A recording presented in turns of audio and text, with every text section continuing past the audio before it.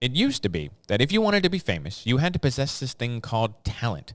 Either you played a sport or an instrument, or possibly invented something that made the world a better place. With the 1-2 punch of reality television and the invention of the internet, the laws of who could and could not be famous changed dramatically. Where television once showcased a 10-part series by Milton Friedman explaining the benefits of capitalism, and William F. Buckley hosted debates with Thomas Sowell, now Americans just sit around and watch Here Comes Honey Boo Boo, and people can name more members of the Kardashian family than branches of government. This newfound cult of celebrity has infected our politics. People now go into government not to make a difference, but to make a name for themselves. This has been the case since Bill Clinton played the saxophone on Arsenio Hall's talk show back in the 90s, but was accelerated by social media and the presidency of Barack Obama. Now we have people like AOC on the left and MGT on the right, people who know nothing about government, have terrible ideas, and seem to be in it only for the clout. Pretty soon, we're going to start electing our leaders based on who can get the most likes on their Instagram pics and passing legislation through votes of smiley or frowny face. Sure, we may be a culture in decline, but at least Donald Trump looks good on camera. I'm Tyler Chrestman. Welcome to the Chrestman Conversation.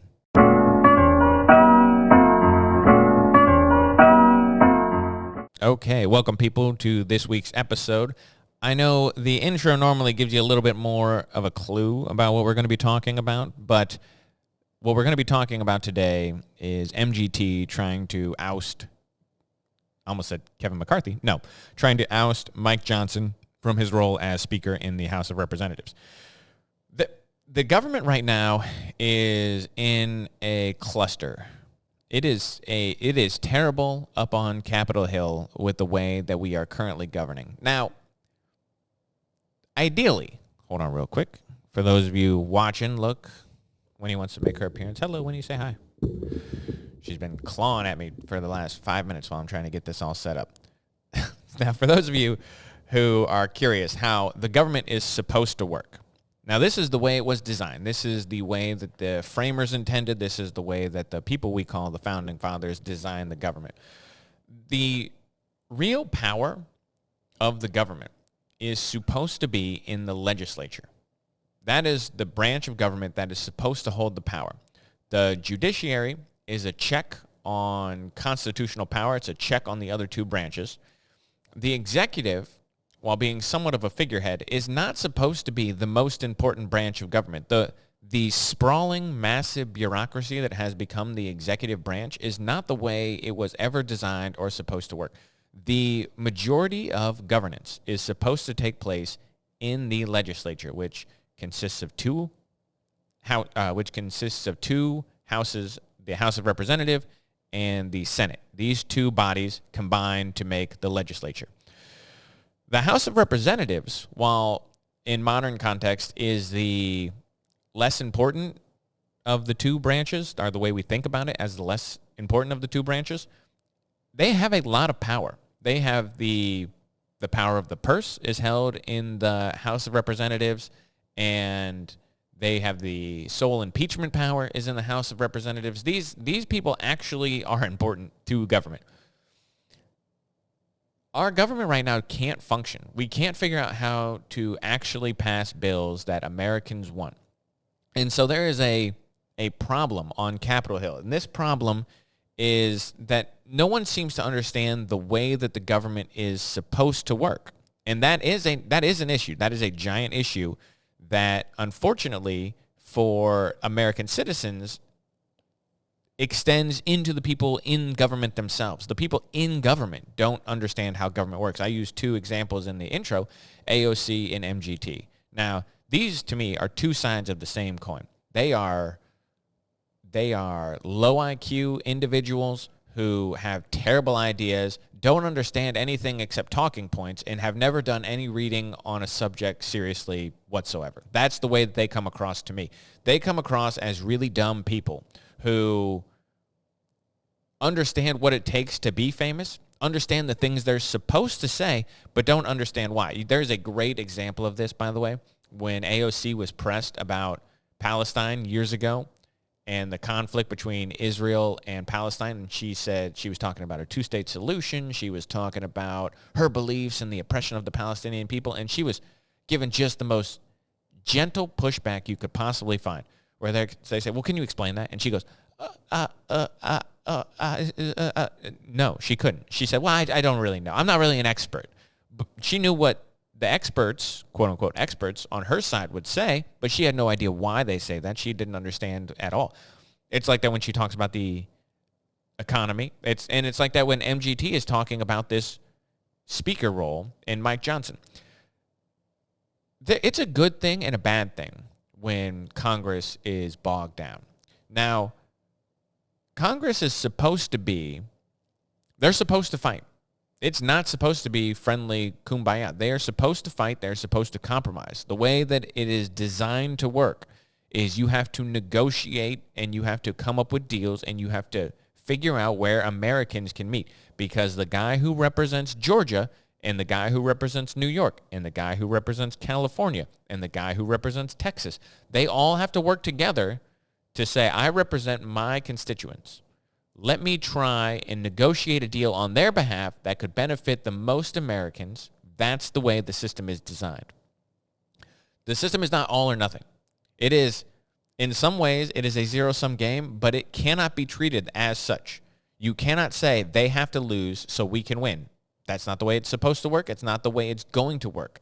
When it's bogged down, some of the things that more libertarian-minded conservatives might say is that it's good because then the government can't overspend. We can't do all of these terrible things that we have done that's racked up trillions of dollars in debt. So when the government's bogged down, when it actually shuts down, some people cheer and say this is good because the government actually is being fiscally responsible by shutting itself down because it's grown into this behemoth that needs to be bled.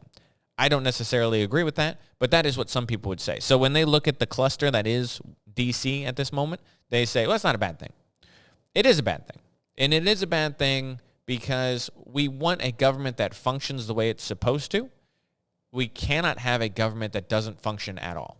I agree with the libertarians in so many aspects when they say we need to shrink the size of government. That is a great idea. But we don't shrink the size of government by shutting the federal government down. That's not the way to do it. There are people in the government, what's his name? Chip Roy. Chip Roy is a great example of this. He is or Rand Paul. Rand Paul is a great example of this. These are outspoken libertarians who are going to be across the board no when it comes to spending, when it comes to whatever. They are principled people. They are guys who have an articulate philosophy that they can explain to you why they will vote no. Even when you disagree with them, they have a rationale for their vote because they are thoughtful people who are intelligent and know what they believe and why they believe it. And then you have people like MGT and Matt Gaetz. And these people are not that. They are a no vote, but you say why, and they don't have a good rationale. Now, I thought this back 6 months ago when Matt Gaetz voted to throw Kevin McCarthy out of his role as speaker. You say, what is your rationale? Well, Kevin McCarthy passed these giant spending bills. Okay, I don't like those giant spending bills. Most Republicans don't love those giant omnibus spending bills. What is the alternative, Matt Gaetz? Because the Republicans have a 2-seat majority in the House. It is the slimmest majority in the history of the House of Representatives. What do you want them to do? There is a Democratic Senate. There is a Democratic presidency. What is your plan? If your plan is to sound like Hamas, not to say they're terroristic, but just to say, we're not going to negotiate. Well, that's not a plan. That doesn't work. You're not the power. You're not the party in power. Technically, yes, in the House, you are in control. You can't just say we're only going to pass Republican agenda items because they don't pass the Senate. They're not going to get signed by Joe Biden. What is the point? The point should be the way that government is supposed to work is you use your leverage that you have as the House to cut deals that can get you some of what you want and will give the Democrats some of what they want. Now, that is what I thought Kevin McCarthy was doing. Some people thought he should have been tougher. That's an argument you can have. But if you say he went outside the bounds of his role as Speaker in cutting deals with Democrats, you are mistaken. You just are. And now we are faced with this problem 6 months later. This Marjorie Taylor Greene from Georgia, just like Matt Gaetz, has said, well, we don't like, once again, I almost said Kevin McCarthy. We don't like Mike Johnson negotiating deals with Democrats. Okay, MGT, can you articulate what your plan is? What is your plan? Because I have watched interviews. I have heard her talk. That is a question she has no idea. She does not understand how the government is supposed to work. She does not understand her role. She does not understand that they have no power. You are the House. You are going to have to negotiate with the Democrats, first of all, in the Senate. Second of all, your colleagues in the House. You have to negotiate to come up with a deal. The alternative is shutting down the government. Do you think in an election year that most voters, which is what you need to win in an election, you need to win most voters in the swing states, do you think that those voters are going to appreciate the chaos in the House of Representatives, that you can't even pass the government? You're in control of the House. When the House shuts down, it's going to look bad for Republicans. It's not going to look bad for Joe Biden. It's not going to look bad on the Democrats in the Senate. It's going to look bad on the Republicans because you say the one branch of government, the one area that they control, they can't even get it to function. It makes the Republicans look weak, inept, incompetent, whatever you want to say. It makes them look bad. So today, or not today, but this week, Marjorie Taylor Greene put in a motion. Now, there's some procedural stuff here that I'm not going to get into too much. Basically, Marjorie Taylor Greene put in a motion with privilege. And basically what that means is that if you put in a motion with privilege, it means that there are 2 days for the speaker to respond to that motion. So what Marjorie Taylor Greene did, MGT, I'm just going to call her MGT. What MGT did is she put this motion in that would call a vote on the floor for Mike Johnson to be voted out as speaker. She put it in with privilege. Well, basically, it's a threat. She said, in 2 days, we're going to take a vote to oust you as speaker. Now, this bluff of hers was called immediately by Steve Scalise, who voted to table the motion. You had a vote that to table just meant that it was not going to come up. It was called immediately. The vote to table passed 359 to 43. You had 11 Republicans who voted against this motion. So some of those Republicans are saying, well, look, this is proof that Mike Johnson's not a good speaker. Look at all these Democrats who jumped to his defense and said, oh, look, we're going to vote for him. It's because he's a Democratic shill. It's because he's in the pocket of the Democrats and he's compromised. This is all nonsense. The Democrats have explained their reasoning why. They say exactly what I'm saying, that this is chaos in the House is not good for anyone. It's not helping Americans. It's not helping the Democratic priorities, and it's not helping Republican priorities. Republicans out there who want certain policy agenda items done need to understand that in order to get those done, you are going to have to give the Democrats something. So, for example, most Republicans would like to continue to fund the Israeli army. Well, you might also have to fund the Ukraine army, even if you don't want to. Most Republicans want to cut domestic spending in certain areas. Well, what does that mean? The Ukraine aid was a great example of negotiating something the Democrats want, which is more aid for Ukraine, and something the Republicans want, which is to say, let's cut some domestic spending at X, Y, and Z. These are things that are supposed to be negotiated. We're going to try and they were talking about doing some more welfare reform. This would be great. But we need to understand that you're not going to get everything that you want by just standing in a line and saying no. You don't get that. That's what toddlers do. Toddlers throw a tantrum and say no. MGT throws a tantrum and say no. This fact that Democrats had to step up to save the Republican speaker is embarrassing, not for anyone, not for Mike Johnson. It's embarrassing for all the Republicans who voted to oust Mike Johnson. That's what this is embarrassing about. Because do you think we're going to get another Republican? How many rounds of voting did it take to get Mike Johnson this job? It took a lot. And you know what happened? You know what the silly part is?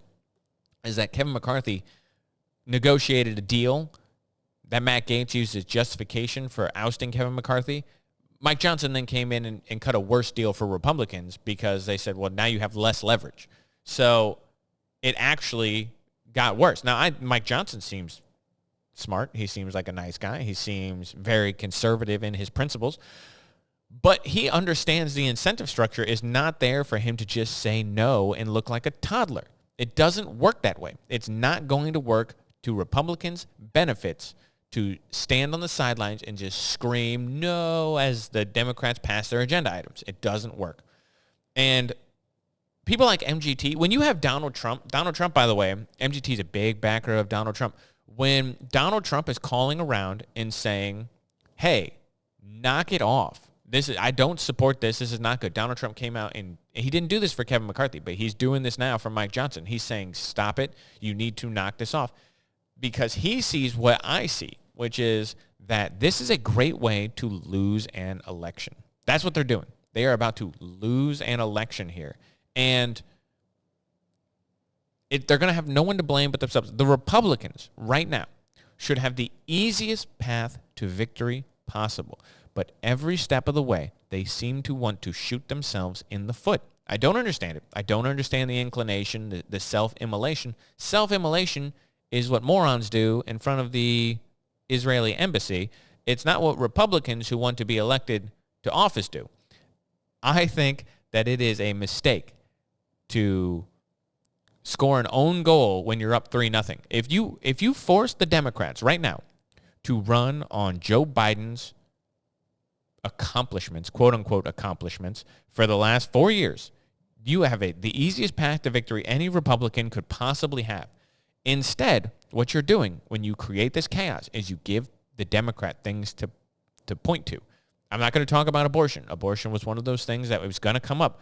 But you don't have to run on abortion. You don't have to run on the hard. You can run like Donald Trump is running. He actually is doing something very smart. I don't care if Republicans give him grief about it. By saying, well, we did what we wanted to do. We overturned Roe v. Wade. We brought it back to the states. We made it more democratic. Everyone can vote, and that's what a democracy is about. That's the message. That's what you say.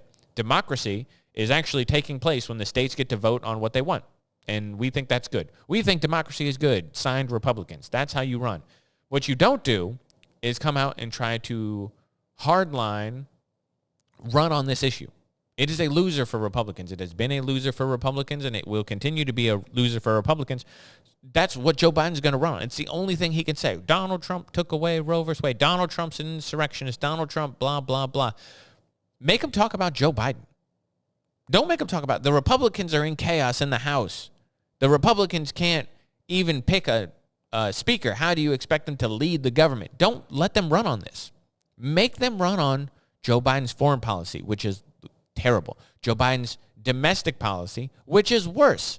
You make them run on this, and they will lose. But it started off with the electing Donald Trump. The voters are going to do what they want to do.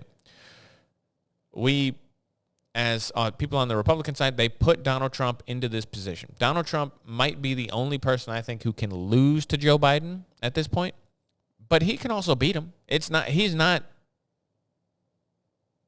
not unbeatable. He is not the best person ever in this job. He's the worst.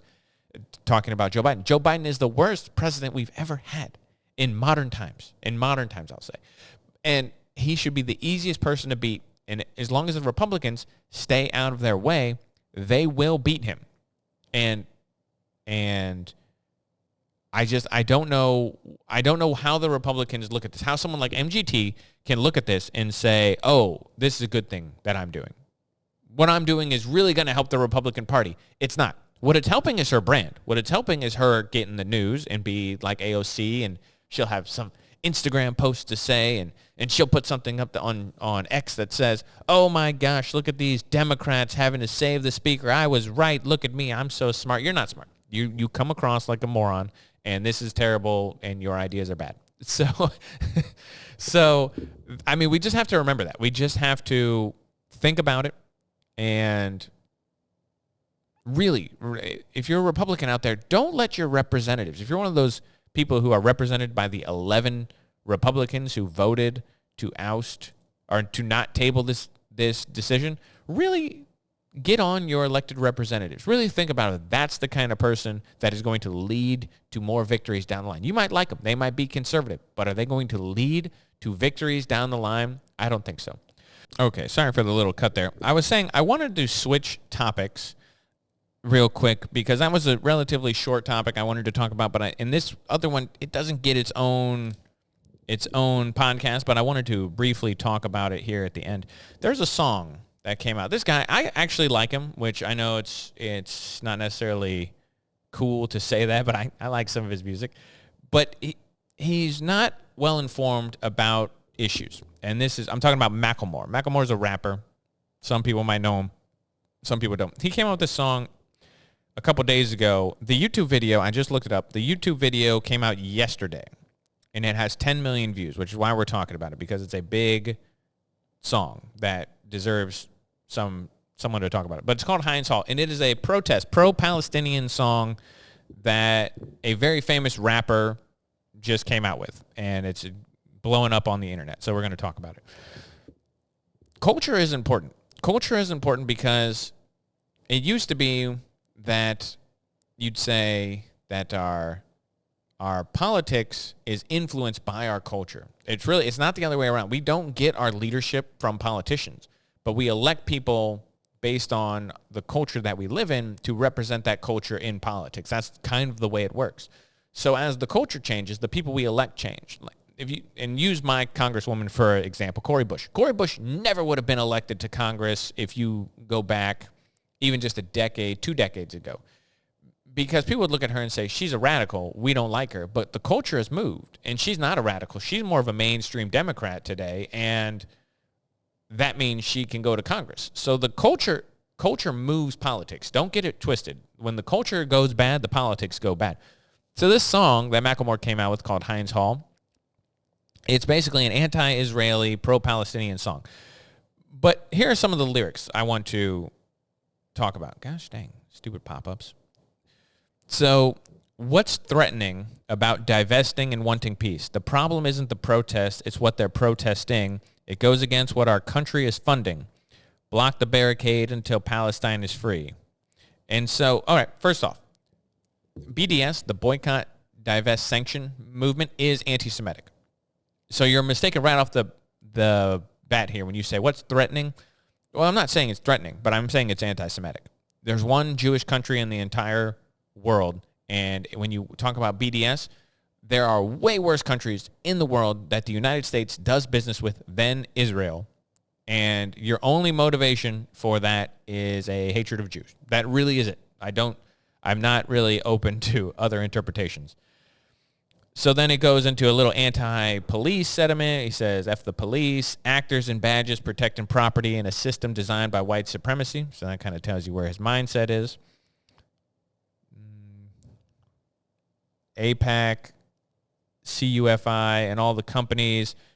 You see, we sell fear around the land of the free, but this generation here is about to cut the strings. You can ban TikTok, take us out the algorithm, but it's too late. We've seen the truth. We bear witness. And so he's calling out APAC, which is the what does it stand for? Oh, my gosh.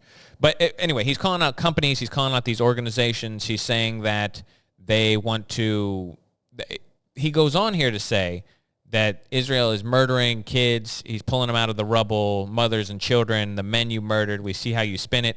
Who gets the right to defend and who gets the right of resistance has always been about dollars and the color of your pigment, but white supremacy is finally on blast, screaming free Palestine till they're home at last. So this is a call for the destruction of Israel. That's what it is. Free Palestine till they're home at last. Well, what does that mean? That doesn't mean Gaza. That means Israel.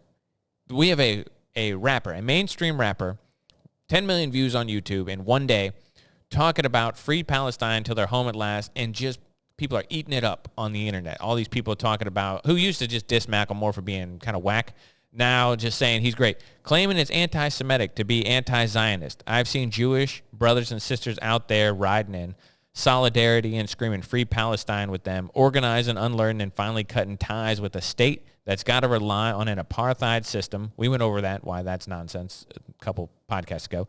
To uphold and occupy in violent history, been repeating for the last 75. The Nakba never ended. The colonizers lied. If students in tents posted on the lawn occupying the quad is really against the law and the reason to call in the police their squad, where does genocide land in your definition? So I'm not going to read the rest of it. It's like that. The whole thing is like that. Oh, actually, you know what? I did want to read this last thing, which I thought was pretty funny and pretty telling, and then we're going to talk about this. It is, where's that line that I wanted to read?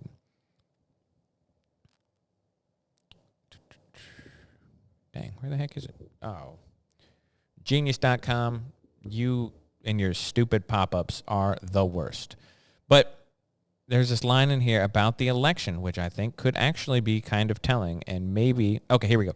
The blood is on your hands, Biden. We can see it all. And fuck no, I'm not voting for you in the fall. Undecided. Okay, so a couple things. The song is garbage. It is replete with anti-Semitic language and tropes. It is full of ignorance of history and fact, and it's mostly just nonsense. Catchy enough if you like rap music, but not a good song. The part that is interesting, though, is all the stuff that he says, and then he talks about Biden. And this is the thing. This should be the message to Joe Biden. You are not going to win these people over. By hating on Israel, you're not going to win them over. If you think you're going to win Michigan by appealing to people who hate Israel, first of all, shame on you. Secondly, it's not going to work. They don't like you. They don't think that you've done a good job. They think you've already backed Israel in what they call a genocide. Now, they're wrong. They're stupid. They're ignorant. But that's what they think. If you think that by now turning on Israel the way that Joe Biden has this week and said he's going to withhold shipments of weapons to Israel, if you think that that's going to win you voters, you are mistaken. They are not going to vote for you. They don't like you. And you need to learn that. And this song is indicative of where young people are. Young people look at this and they say that the culture that they live in is bad. They are anti-American. They hate the Western culture, and they look at anyone who is anti-Western culture as now the hero. It's how we wound up with the bin Laden letter to America resonating with these youthful idiots. And it's why now we're seeing them on college protesting for people who would murder them tomorrow if they had the chance. They don't know anything. And Biden wants to appeal to these people by hating on Israel. Macklemore did this with the Black Lives Matter thing too. And he writes these protest songs. But this one is really popular. This one is really popular on the internet right now. And it really is telling, because even his Black Lives Matter protest didn't get that much traction, didn't get that much airplay. But the anti-Israel one is huge. It is huge on the internet, and we can't just ignore these things. When you have a mainstream rapper, a Grammy-nominated or Grammy-winning a Grammy-winning rapper who's out there with his anti-Israeli propaganda song getting 10 million views in less than 24 hours, that's a big deal. And it tells you where the culture is, where the young people are. Young people who listen to hip-hop and rap music, it tells you where they're at when they are flocking to things like this. And why it's bad for the culture is because when we perpetuate bad culture, we get bad results. And that's what's happened recently. We are propping up people who are anti-American, anti-Western culture. We put them in these positions. We make them famous. And then when they turn around and shit on the system that allowed them the opportunity to get to this platform, we then go, oh my gosh, how could they do this? But it's not a surprise. We make these people famous. Not me. In Macklemore's case, actually, yeah, I like his first album, and his last album was not bad. I like rap, I like hip hop, but this is the kind of stuff where you go, can I support people who think like this? Should I listen to music about a person who's that bad of a guy, or who doesn't understand anything, who wants to perpetuate this message that I don't agree with? And the answer is no, you shouldn't. You shouldn't do that with companies. You shouldn't do that with people. You shouldn't do that with performers.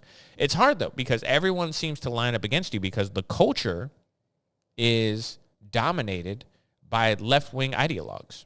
And so to fight back, the answer, what I'm getting at here, the point is that Republicans need to be in the culture. They need to engage with the culture. They need to put their own material and art out there. They need to do that, because you cannot just let the left dominate a space and then wonder why you're losing. When the left dominates the space, that's why you're losing. That's why I admire the guys over at the Daily Wire and their fight to get content into the world. Conservative content with a conservative message that's good content. Shows, movies, these kind of things. Music, if you can. These kind of things are important.